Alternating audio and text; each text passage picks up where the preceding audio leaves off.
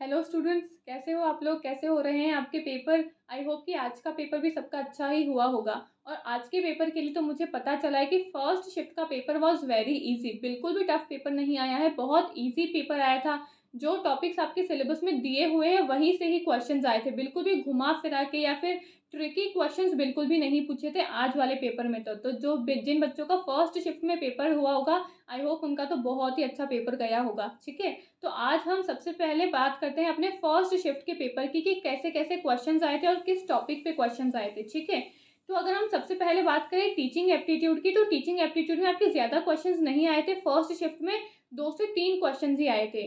ठीक है, एक क्वेश्चन था आपका स्वयं प्रभा के चैनल्स के ऊपर। आपके 34 चैनल्स है स्वयं प्रभा के, तो स्वयं प्रभा के चैनल्स पूछे थे, उनको आपको या तो क्रोनोलॉजी में जमाना था या फिर आपको मैच द फॉलोइंग का एक क्वेश्चन आया था। ठीक है, एक क्वेश्चन आया था आपका रब्रिक्स को लेकर कि इवैल्यूएशन सिस्टम में रब्रिक्स कैसे हेल्प करता है आपको। तो रब्रिक्स जो है वो आपका इवैल्यूएशन सिस्टम का ही एक स्टाइल है जो कि आपके ग्रेडिंग सिस्टम में हेल्प करता है आपको। ठीक है, तो रब्रिक्स से आपका एक क्वेश्चन आया था।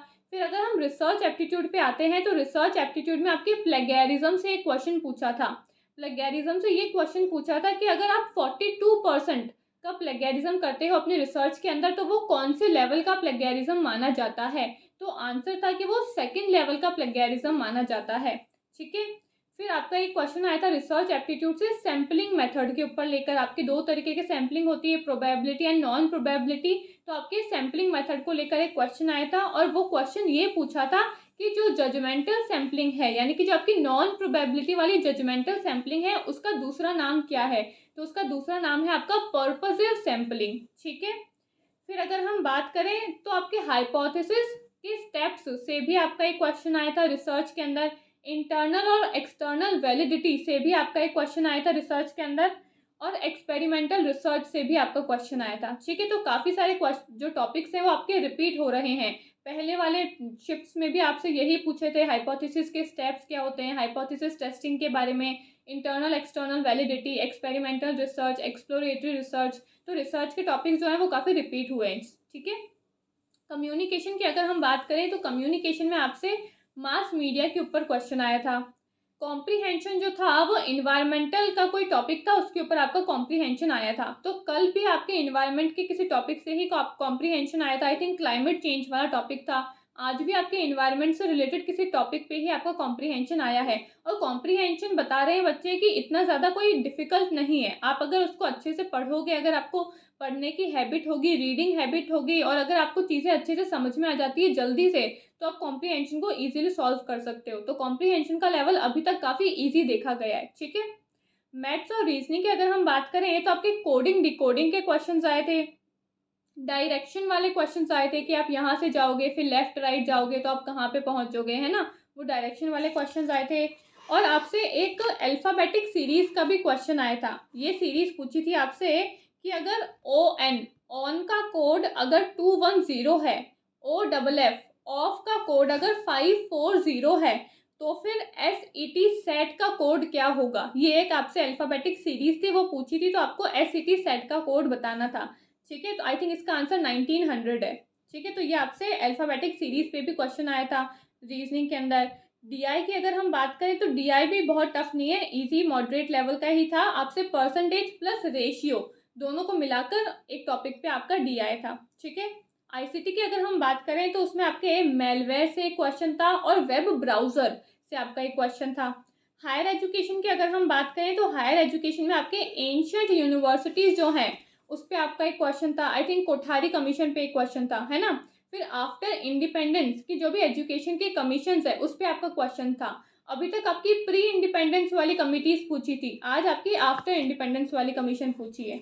ठीक है, फिर आपका पूछा था कि बिहार में कौन सी यूनिवर्सिटी लोकेटेड है, उस पर आपका एक क्वेश्चन आया था हायर एजुकेशन में से। और ये पूछा था कि 1857 में कौन सी यूनिवर्सिटी बनी थी, जो आपकी कैलकाटा बॉम्बे मद्रास जो 1857 में बनी थी ना।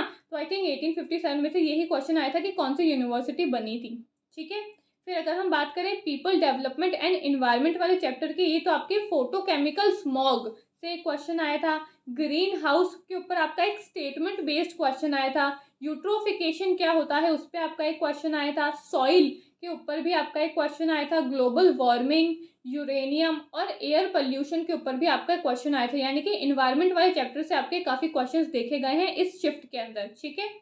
अगर हम लॉजिकल रीजनिंग की बात करें तो स्क्वायर ऑफ ऑपोजिशन से आपका एक क्वेश्चन आया था, एक नहीं 2 से 3 क्वेश्चंस आए हैं आपके स्क्वायर ऑफ ऑपोजिशन से लेकर, ठीक है। फैलेसी से आपके फिर से 2 क्वेश्चन आए हैं, तो डेली देखा जा रहा है जब से आपके एग्जाम स्टार्ट हुए हैं कि फैलेसी से आपके 2 क्वेश्चंस तो मिनिमम है कि आते ही आते हैं, ठीक है। इंडियन लॉजिक से भी क्वेश्चन आ रहे हैं, लेकिन इस वाली शिफ्ट में आपके इंडियन लॉजिक से क्वेश्चन जो है वो कम आए हैं, वेस्टर्न लॉजिक से क्वेश्चन ज़्यादा आए हैं, ठीक है। तो फैलेसी वाला सिर्फ 2 ही क्वेश्चन आए हैं आपके, और इंडक्टिव एंड डिडक्टिव रीजनिंग से भी आपके क्वेश्चंस आए हैं। तो जो टॉपिक्स हैं वो वही सेम रिपीट हो रहे हैं। आपके जो आप एग्ज़ाम स्टार्ट हुए थे तब से लेकर अभी तक वही सेम टॉपिक्स जो हैं वो रिपीट हो रहे हैं। तो आपको कोई टेंशन लेने वाली बात नहीं है। पेपर 1 जो है वो काफ़ी ईज़ी टू मॉडरेट ही बताया गया है अभी तक। कोई ऐसा पेपर नहीं आया है अभी तक कि भई बहुत ही ज़्यादा डिफ़िकल्ट आया हो, बच्चों से सॉल्व ही नहीं हो रहा है, बहुत ही ट्रिकी क्वेश्चन्स आए हों, ऐसा कुछ नहीं हुआ है। अभी तक सिर्फ simple easy to moderate level का ही आपका पेपर 1 देखा जा रहा है, ठीक है? और वही जो टॉपिक्स हैं वो बार-बार रिपीट हो रहे हैं। तो अगर आप ये एनालिसिस वीडियो को देख लोगे, है ना? एक बार एग्ज़ाम में जाने से पहले जितनी भी एनालिसिस वीडियो है, उनको देख लोगे और उनके टॉपिक्स को भी रिवाइज़ कर लोगे ना, तो आपका 50% जो पेपर है आई थिंक आपसे ईज़िली सॉल्व हो जाएगा। फिर 50% जो है वो आपको अपनी बची हुई जो टॉपिक्स है उसमें से आपका आएगा। बाकी 50% तो आपका वही रिपीटेडली टॉपिक्स पे ही आपका पेपर आ रहा है, ठीक है? तो आई होप आपको वीडियो अच्छी लगी होगी।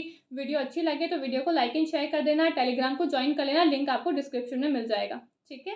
Thank you.